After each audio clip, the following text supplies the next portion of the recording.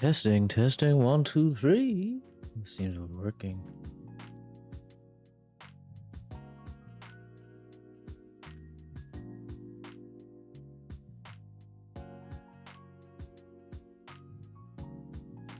Sorry, I did not stream today with book readings or anything like that.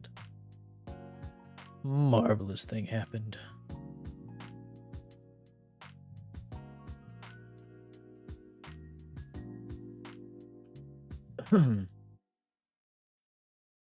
I got suspended for streaming some FIFA, but it's alright. Yep, they did.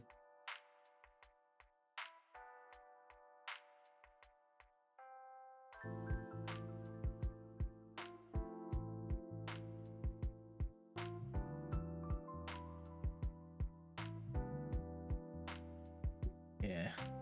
But enough of that. Let's get to I don't know, somebody probably reported me or something.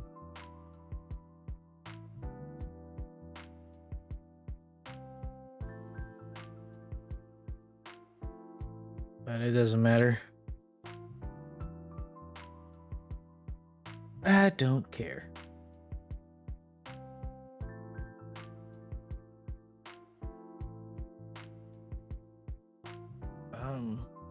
So we're on the 12 Brothers. Hopefully I've got my voice back and I'll be okay. From the Grimm fairy tale.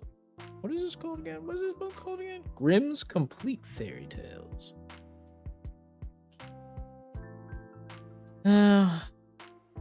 We're on story 9 of 201 or something like that of the Grimm fairy tales. And if you're just watching this today, I do regularly stream this on Twitch after every game, or at the end of every stream I do.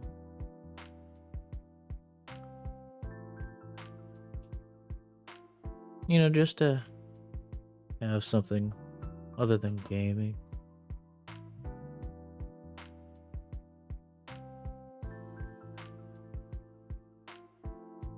But here we go. The 12 Brothers. There were once upon a time a king and a queen who lived happily together and had 12 children, but they were all boys. Then said the king to his wife, "If the 13th child which you are about to bring into the world is a girl, the 12 boys shall die, in order that her possessions may be great and that the kingdom may fall to her alone." That's a bit harsh. He caused likewise 12 coffins to be made, which were already filled with shavings, and each lay the little pillow for the dead. And he had them taken into a locked-up room, and then he gave the queen the key of it, and bade her not to speak of this to anyone. The mother, however, now sat and lamented all day long, until the youngest son, who was always with her, and whom she had named Benjamin from the Bible, said to her, "Dear mother, why are you so sad?" "Dearest child," she answered, "I may not tell you." But he let her have no rest until she went and unlocked the room, and showed him the 12 coffins ready, filled with shavings. Then she said, "My dearest Benjamin, your father has had these coffins made for you and for your 11 brothers. For if I bring a little girl into the world, you are all to be killed and buried in them." And she wept while she was saying this. The son comforted her and said, "Weep not, dear mother. We will save ourselves and go away." "But," she said, "go forth into the forest with your 11 brothers, and let one sit constantly on the highest tree which can be found and keep watch, looking towards the tower here in the castle. If I give birth to a little son, I will put up a white flag, and then you may venture to come back. But if I bear a daughter, I will hoist a red flag, and then fly away as quickly as you are able. And may the good God protect you. And every night I will rise up and pray for you, in winter that you may be able to warm yourself at a fire, and in summer that you may not faint away in the heat. After she had blessed her sons, they went forth into the forest. They each kept watch in turn, and sat on the highest oak and looked foot towards the tower. When 11 days had passed and the turn came to Benjamin, he saw that a flag was being raised. It was, however, not the white, but the blood-red flag which announced that they were all to die. When the brothers heard that, they were very angry and said, "Are we all to suffer death for the sake of a girl? We swear that we will avenge ourselves. Wherever we find a girl, her red blood shall flow." It's a bit dark. About to make a He-Man Woman Haters Club. Thereupon they went deep into the forest, and in the midst of it, where it was the darkest, they found a little bewitched hut, which was standing empty. Then said they, "Here we will dwell, and you, Benjamin, who are the youngest and weakest, you shall stay at home and keep house. We others will go out and get food." Then they went into the forest and shot hares, wild deer, birds, and pigeons, and whatever there was to eat. This they took to Benjamin, who had to dress it for them in order that they might appease their hunger. They lived together 10 years in the little hut, and the time did not appear long to them. The little daughter which their mother the queen had given birth to was now grown up. She was good of heart and fair of face, and had a golden star on her forehead. Once, when a big washing had been done, she saw 12 men's shirts among the things and asked her mother, "To whom do these 12 shirts belong? For they are far too small for father."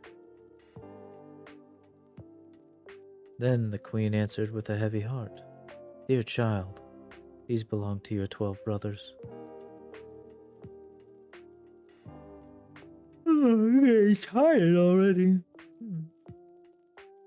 said the maiden. "Where are my 12 brothers? I have never yet heard of them." He replied, "God knows where they are. They are wandering about the world." Then she took to the maiden and opened the chamber for her, and showed her the 12 coffins with the shavings and pillows for the head. "These coffins," said she, "were designed for your brothers, but they went away secretly before you were born." And she related to her how everything had happened. Then said the maiden, "Dear mother, weep not. I will go and seek my brothers." So she took the 12 shirts and went forth and straight into the great forest. She walked the whole day, and in the evening she came to the bewitched hut. Then she entered it and found a young boy, who asked, "Where do you come from, and where are you bound?" And was astonished that she was so beautiful, and wore royal garments and had a star on her forehead. And she answered, "I am a king's daughter, and I am seeking my 12 brothers, and I will walk as far as the sky is blue until I find them." She likewise showed him the 12 shirts which belonged to them. Then Benjamin saw that she was his sister and said, "I am Benjamin, your youngest brother." And she began to weep for joy, and Benjamin wept also, and they kissed and embraced each other with the greatest love. But after this he said, "Dear sister, this is still one difficulty. We have agreed that every maiden whom we meet shall die, because we have been obliged to leave our kingdom on account of a girl." Then said she, "I will willingly die, if by doing so I can save my 12 brothers." "No," answered he, "you shall not die. Seat yourself beneath this tub until our 11 brothers come, and then I will soon come to an agreement with them." She did so, and when it was night the others came from hunting, and their dinner was ready. As they were sitting at table and eating, they asked, "What news is there?" Said Benjamin, "Don't you know anything?" "No," they answered. He continued, "You have been in the forest, and I have stayed home, and yet I know more than you." "Tell us then," they cried. He answered, "But promise me The first maiden who meets us shall not be killed. Yes, they all cried. She shall have mercy, only do tell us. Then said he, Our sister is here. And he lifted up the tub, and the king's daughter came forth in her royal garments with the golden star on her forehead, and she was beautiful, delicate, and fair. Then they were all rejoiced, and hugged, and kissed, and loved her with all their hearts. Now, she stayed at home with Benjamin and helped him with the work. The 11 went into the forest and caught game, and deer and birds, and wood pigeons that they might have food, and the little sister and Benjamin took care to make it ready for them.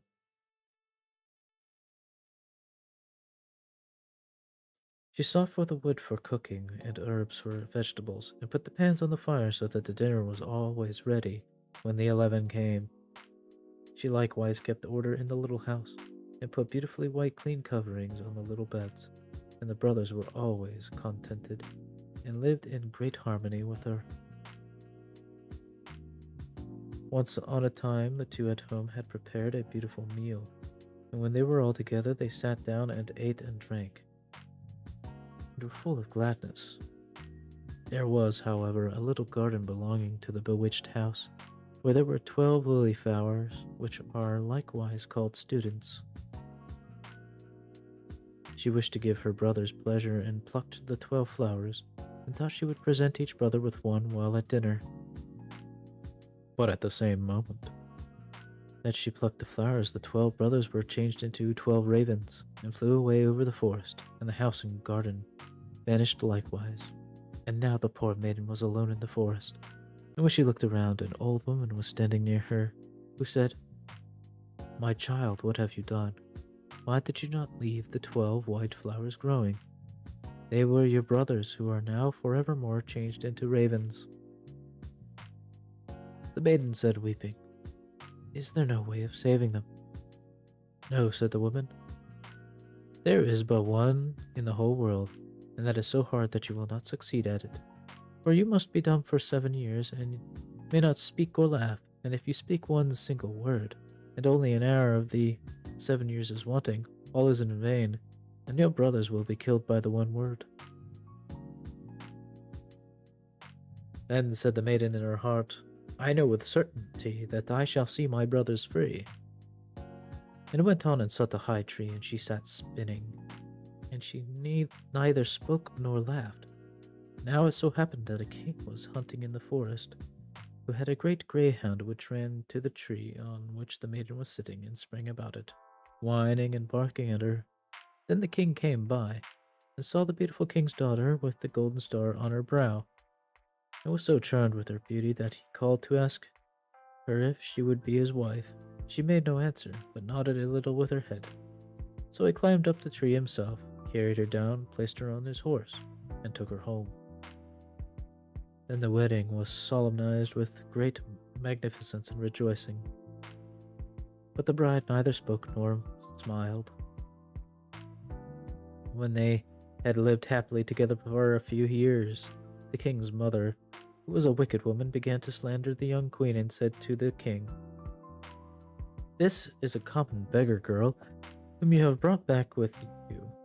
Who knows what impious tricks she practices secretly? Even if she is dumb and not able to speak, she still might laugh for once, but those who do not laugh have bad consciences.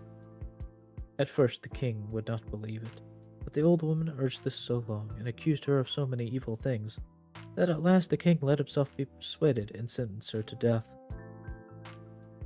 And now a great fire was lighted in the courtyard in which she was to be burnt, and the king stood above at the window and looked on with tearful eyes, because he still loved her so much.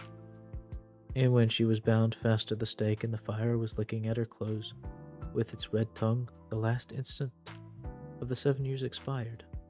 Then a whirring sound was heard in the air, and 12 ravens came flying toward the place, and sank downwards, and when they touched the earth, they were her 12 brothers whom she had saved. They tore the fire asunder, extinguished the flames, set their dear sister free, and kissed and embraced her. And now, as she dared to open her mouth and speak, she told the king why she had been dumb and had never laughed. The king rejoiced when he heard that she was innocent. They all lived in great unity until their death. The wicked stepmother was taken before the judge and put into a barrel filled with boiling oil and venomous snakes and died an evil death.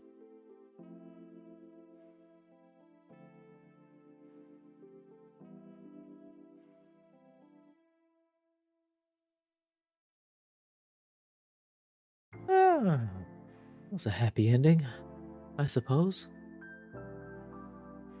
People got what was coming to them. At least one of them did. Story number 10. The Pack of Ragamuffins.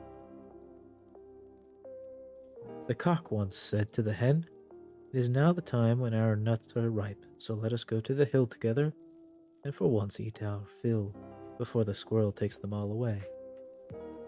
"Yes," replied the hen, "come, we will have some pleasure together." Then they went away to the hill. Because it was a bright day, they stayed till evening. Now I do not know whether it was that they had eaten till they were too fat, or whether they had become proud, but they will not go home on foot, and the cock had to build a little carriage of nutshells.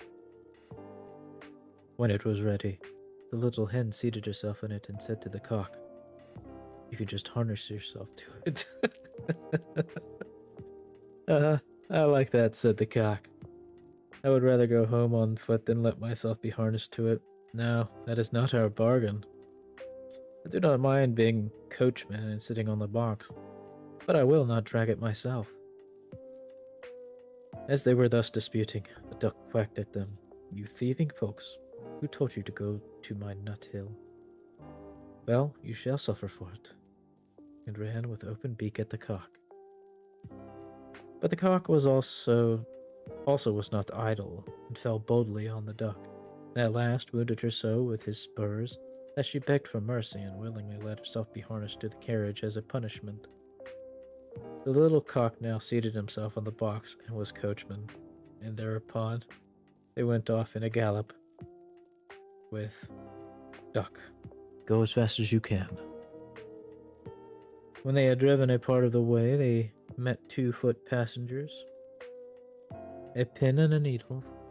They cried, "Stop, stop," and said it would soon be as dark as pitch, and they could not go a step further, and that it was so dirty on the road, and asked if they could not get into the carriage for a while. They had been at the tailor's tavern by the gate and had stayed too long over the beer. As they were thin and did not take up much room, the cock let them both in, but they had to promise him and his little hen not to step on their feet. Late in the evening they came to an inn, and as they did not like to go further by night, and as the duck was also not strong on her feet, and fell from one side to the other, they went in. The host at first made many objections.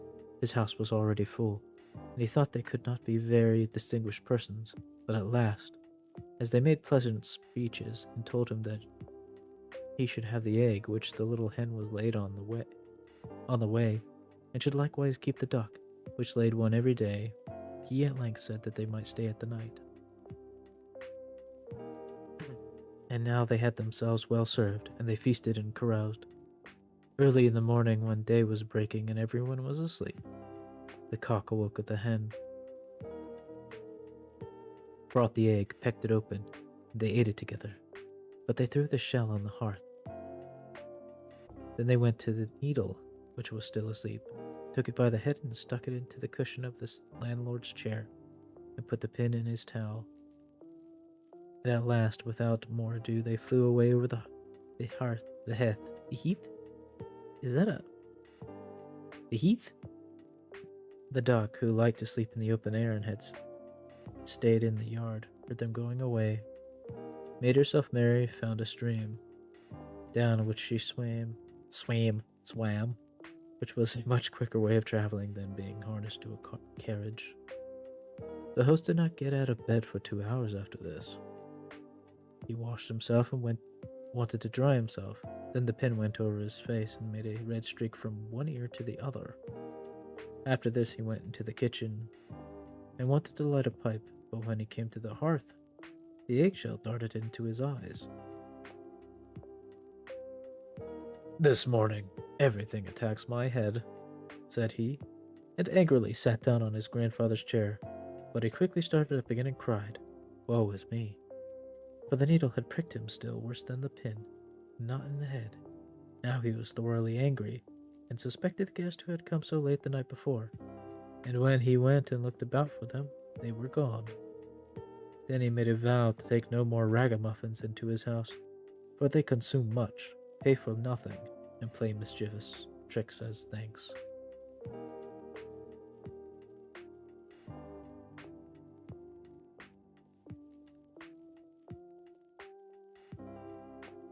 No more ragamuffins.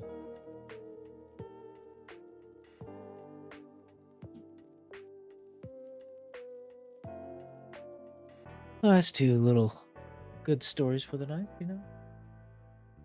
Might have to start making this a series for YouTube. I think we'd be better off with that.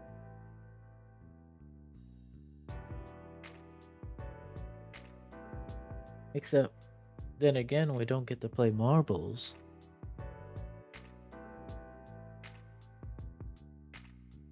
But, you know what? That's just there for nothing anyway. Or fishing. But, thank you for listening in. Hope you have a good night. Bye bye.